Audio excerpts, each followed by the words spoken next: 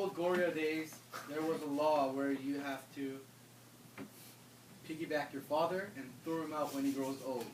So one day, an old man takes his older father out on his back and throws him out, and he comes back home and he sees his son clamping on something. So he asks his son what he was doing, and the son said, "I'm making something." And so the father asked, "What are you making?"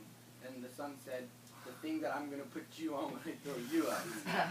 So there was a law like that. And one day, the Chinese came to Korea, and then they made some crazy demands and gave them an impossible question to solve.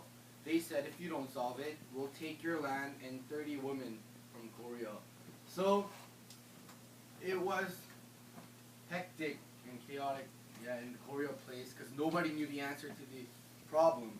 So one man goes to his father, who he didn't throw out, and tells him about the situation, because his mind was somewhere else. So the father asked him what he was thinking, or what was on his mind.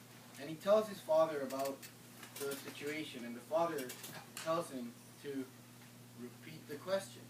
And the son replies, "Daddy, you won't know the answer, so it's no use." So the father was like, "Just give me a try." So the son tells him the answer, and with sheer luck, the father knew the answer and told him that it came from an old Chinese book that his grandfather told him. So the man rushes to the king and tells him that he has the answer. So when the due date for the answer came up, the king writes down the answer on a big paper and shows it to the Chinese guy. And the Chinese guy flips out and tells the king to bring the guy who solved the answer. So the guy comes, and the Chinese guy is like, "How'd you know these answers? It's impossible for you to know." And the guy keeps on saying, "I just knew it, I just knew it." But the Chinese guy didn't believe him. So the guy went to the king. The king just told him to tell the truth.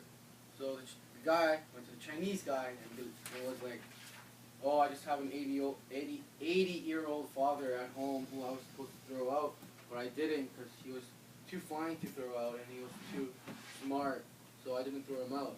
So the Chinese guys were scared of the knowledge that Korean people held, so they left, and the king abolished the law of throwing your father out. Yeah. Thank you for your translation. Thank you for listening.